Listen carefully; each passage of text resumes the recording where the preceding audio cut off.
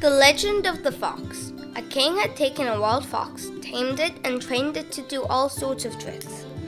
One day, mistaking the king's fox for a wild one, a man killed it. The king was terribly angry and ordered the man's arrest.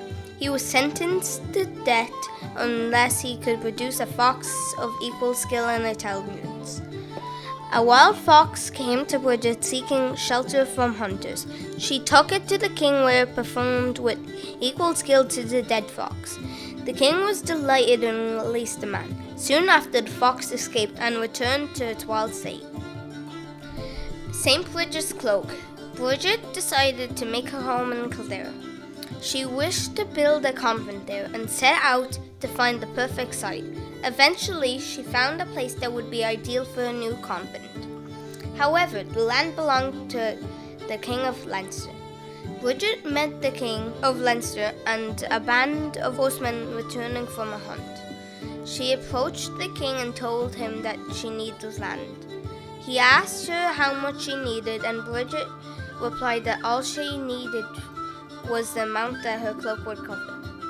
Amused by the strange request, the king agreed, and she laid her cloak on the ground. To his amazement, the cloak grew and spread until it covered the rich green acres we know today as the Curragh of Kildare. This area is also known as Saint Brigid's pastures. Saint Brigid and the mystery of the cloak. When Saint Brendan heard about Saint Brigid, she decided to visit her. When he got to her house, she was looking after sheep. Saint Brigid went home. She took off her cloak and placed it into a beam of sunshine, which was shining through the window. The cloak is said to have hung on the sunbeam as if it were hanging upon a hook. When Saint Brendan saw what happened, he told his servant to do the same thing. Saint Brendan's cloak fell onto the floor 3 times, and he got incredibly angry. His cloak stayed up, however, the 4th time he tried.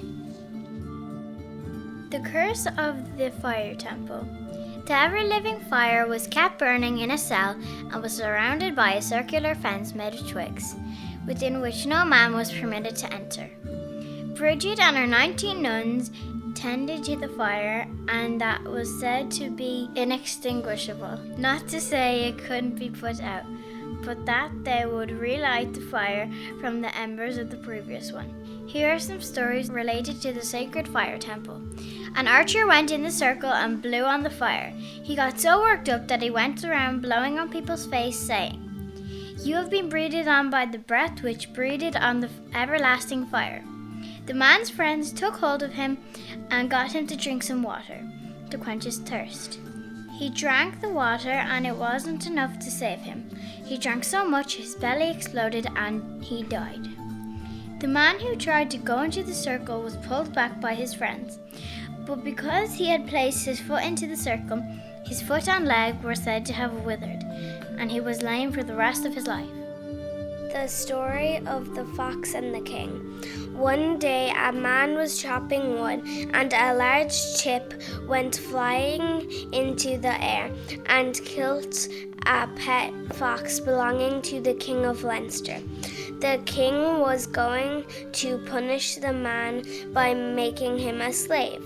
Brigid was passing by and saw what happened. In the distance, she saw a wild fox and called to him. He came over and Brigid petted him and then gave him to the king. The fox was very tamed and playful, so the king spared the man who had accidentally killed the first fox. A tough Irish woman. One legend claims that she avoided marriage by praying to God to take away her beauty. She soon developed big, ugly sores on her face that swelled up like a balloon, deforming her face. This made it impossible for her father to marry her off. He knew he could not win and agreed to let her follow her destiny and become a nun.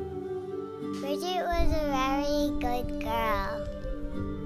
One day she gave away the meat to a dog, and there was meat left over for her dinner. I love you. Bye. The story of giving away meat to the dog. Once while Bridget was still in her father's house, she was cooking some meat for him and his guests. A little dog came up to her and she began to pet him. He then lay down and looked at the pot with the meat in it and seemed to say with his eyes that he was hungry. So she took out the meat and cut off a big slice, which she gave to the dog. Some people saw this happening, but to their amazement, when the meat was taken from the pot again, it seemed to be none of it missing. Everyone had enough to eat. The story of Saint Brigid's cross.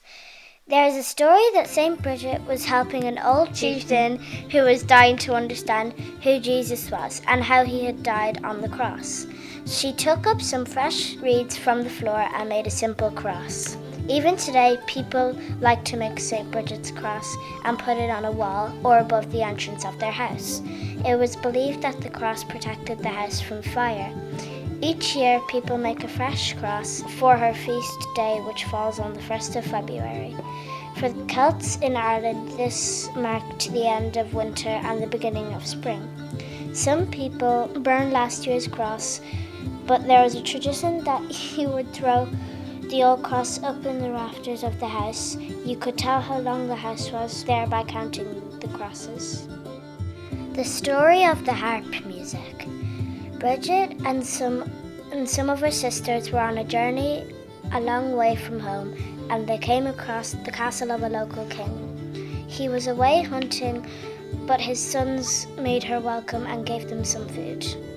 Bridget noticed harps hanging on the walls. She asked the young men to play some music. They told her that they were unable to play and the harpists were away with their father, the king. Bridget told them to hold out their hands, and she touched their finger with her own. Then she told them to play. To everyone's amazement, the harps played music more beautiful than anyone had heard before. While they were playing, the king returned, and he was more than delighted to hear the music, and he made the saint very welcome indeed.